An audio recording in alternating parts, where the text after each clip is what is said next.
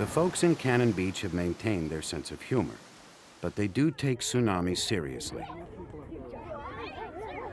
They know they have a lot to lose, especially here at Cannon Beach Elementary, only 400 feet from the ocean. We're going to add RE to the beginning of the word. So what would be the new word if you add RE to the first word? Brian B? Regain. Regain is right. And how do you spell regain, Nathan? R-E-G-A-I-N. Right. Next number, class. These kids are well aware of the tsunami threat, and they know what to do when the alarm bell rings. Next in common, class.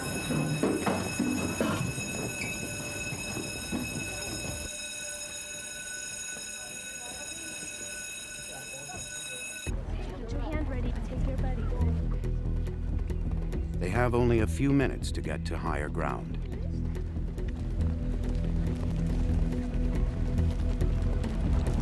We are past the 50-foot mark.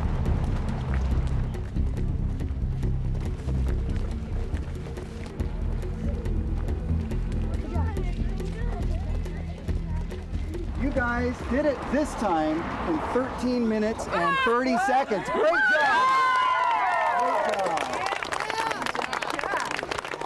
You hustled all the way up. I saw people encouraging one another. You not only focused on keeping yourself and your partner straight, but you also, and safe, but you also were encouraging people all the way up. I really, really appreciate that. Great job. Give yourselves one more hand. All right. Great.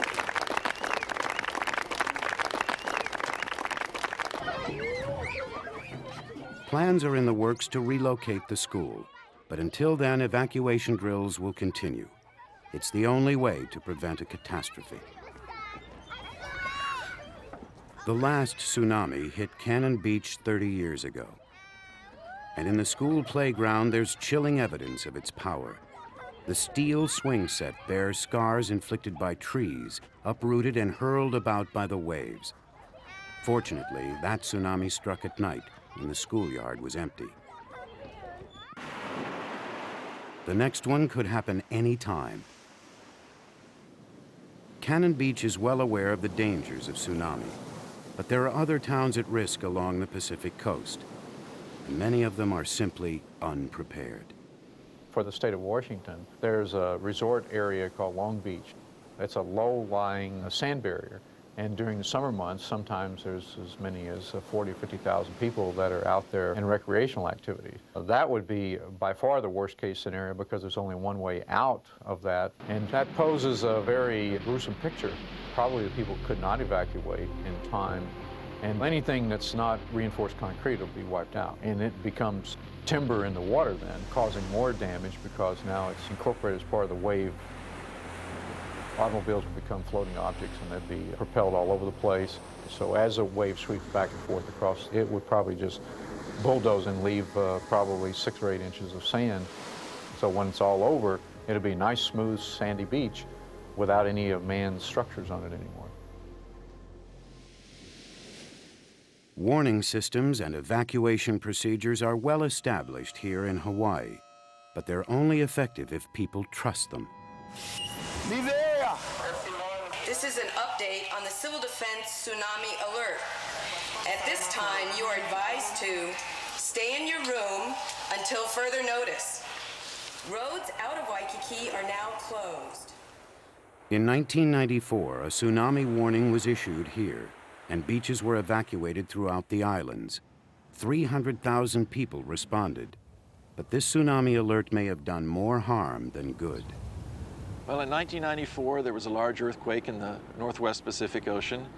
It was big enough to have generated a Pacific-wide tsunami. The early indications were that there was significant run-up of the water in the tidal stations closest to the earthquake. So the Pacific Tsunami Warning Center declared a tsunami warning. They accurately predicted the arrival time of the waves, but they are incapable of predicting how large the waves are actually going to be. When tsunamis occur as rarely as they do, and with as little money as is available for research, we as yet just don't know how to predict how large the waves will be. So in Hawaii, the waves came ashore 6 inches high, and unfortunately most of the public interprets that as a false alarm.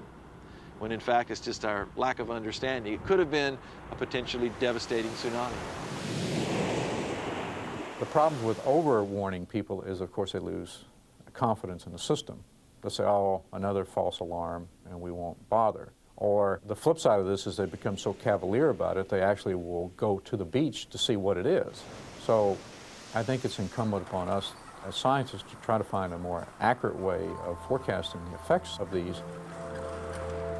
Now the technology finally exists to do just that. In a government warehouse near Dr. Bernard's office, you can see the future of tsunami forecasting. A 20-foot signal buoy, coupled with advanced wave sensors, could put an end to false alarms and help save lives. Anchored in the middle of the ocean as part of a Pacific-wide network, the system will make it possible to predict the height of tsunami waves, as well as when and where they'll strike.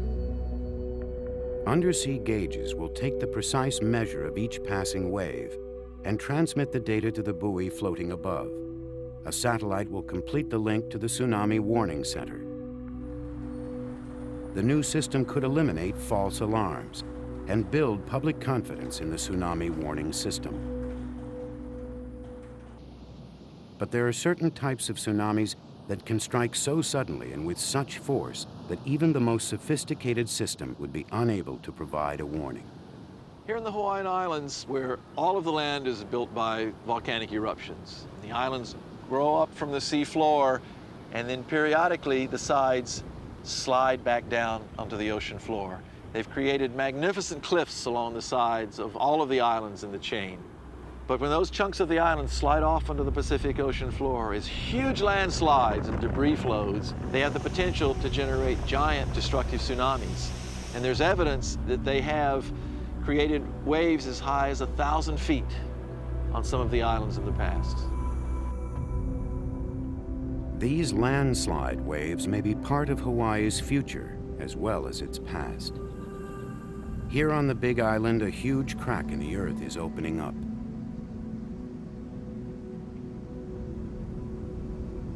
It's 60 miles long, and it's growing wider every year. Some scientists think it's gradually detaching one side of the island from the other.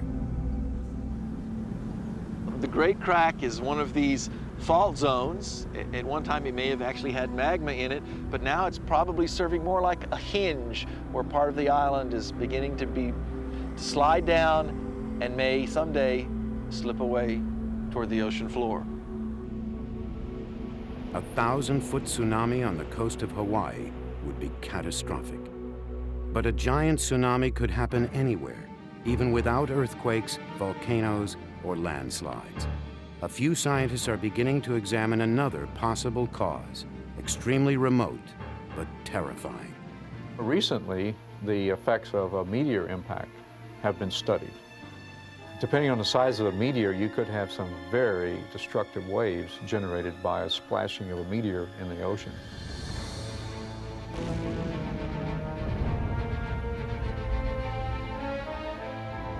You could have a wave formed hundreds of feet high. It is probably the surprise no one's prepared for.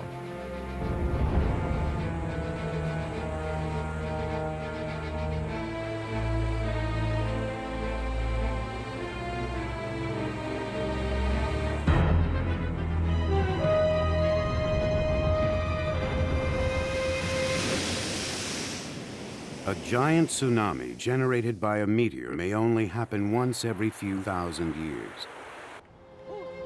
But it doesn't take a giant tsunami to devastate a community. At the Memorial Park near Hilo, where the Lapahoihoi School once stood, today's students gather with survivors on the 50th anniversary of the tragedy.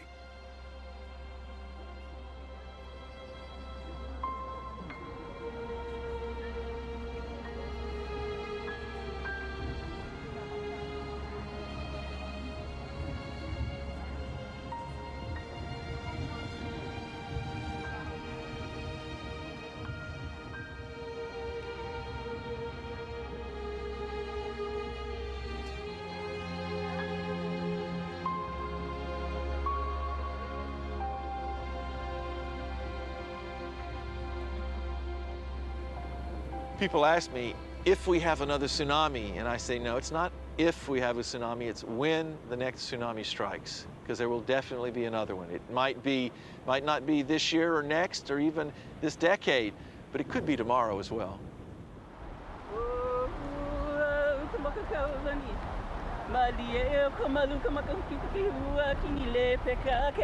In Hawaii, they know what a tsunami can do. The rest of us would be wise to listen to their lament and learn from their experience.